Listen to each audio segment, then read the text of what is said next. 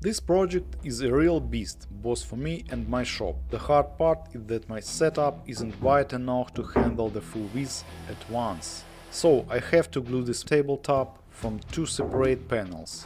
If I mess up by even half a millimeter, I'll get a nasty lip at the seam. Can I do it, or will I ruin a good piece of wood? And boom, the gap is gone.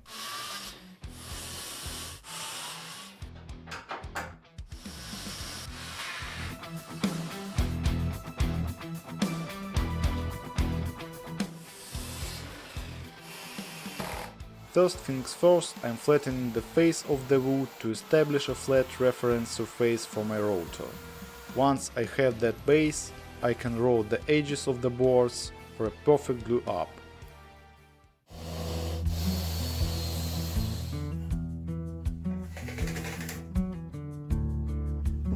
Just running a straight bead along every edge.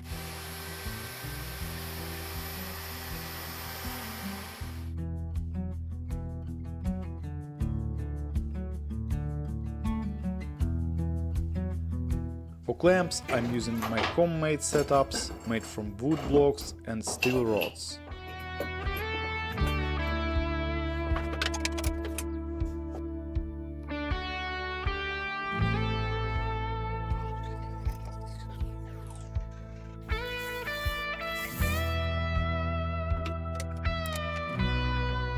Honestly, they did a killer job. The joints are tight, almost seamless. Just to be safe, I lock the panel down with a couple of clamping coils.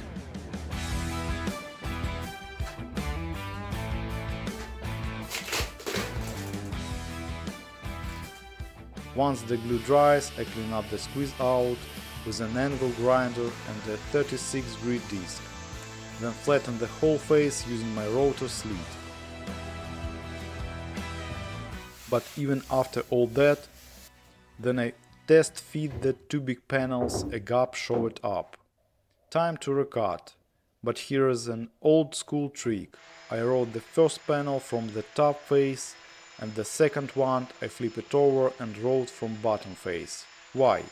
If the rotor is off by even a fraction of a degree, the angles cancel each other out and the tabletop stays dead flat. Now I did nick the face of the wood with the rotor at one point.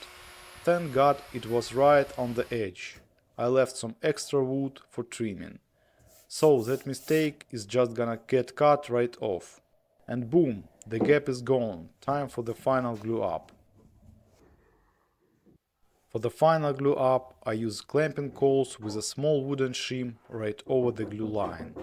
This focuses all the clamping pressure directly onto the joint and keeps it dead flat. Once it's dry, I square up the tabletop with a circular saw and clean up the edges with the router. Double checking the lines with a tape measure spot on. Then I round over the corners with a trim router and the simple shop-made template.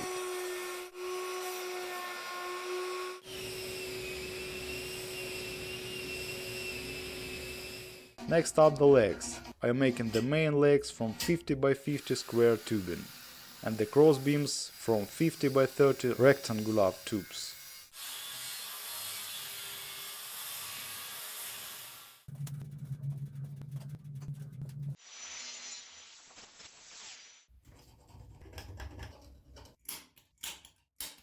Time to drill the mounting holes. Here's a crucial detail.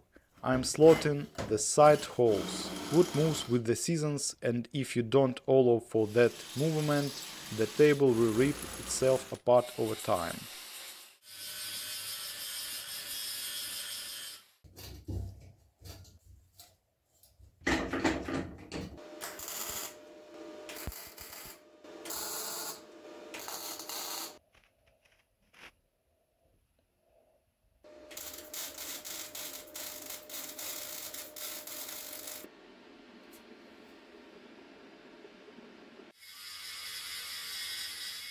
The hardest part of the weld was getting this little piece at a perfect 90 degrees.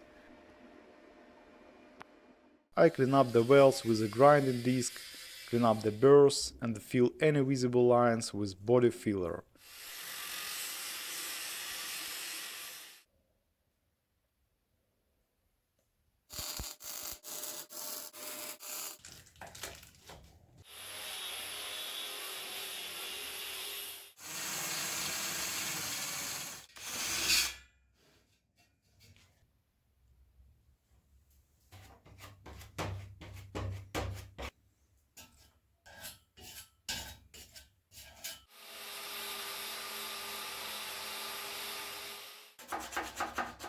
then it's primer and a top coat of paint.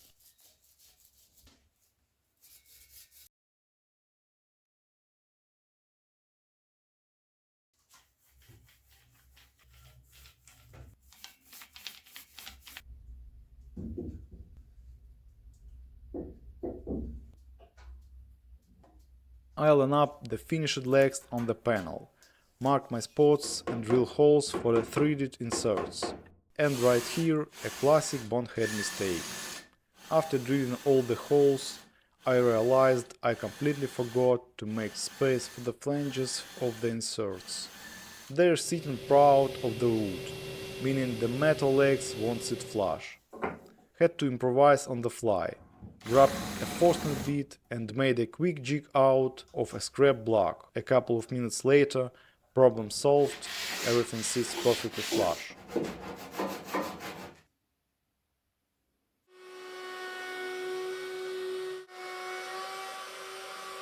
I ironed over the edges and dive into sanding, starting raw with 80 grit, then working my way up to the 180 grit. After that I always pop the grain with some water. Once it dries, I knock down the raised fibers with 180 again and finish it off with 220 grit. For protection I'm using a high quality clear coat, rolling a few coats on the bottom and the top with a standard roller.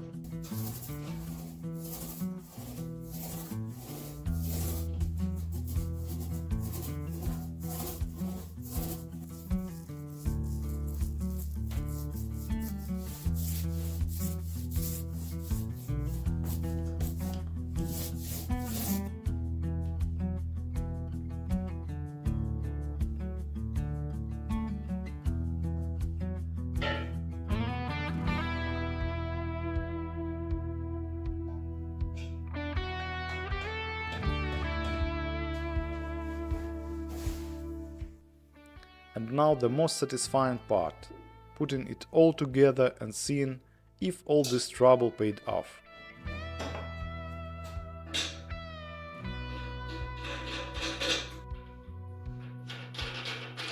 Man, this thing is built like a tank. The table is solid as a rock and that seam is completely invisible. Drop the comment below and let me know what you think of this glue up method.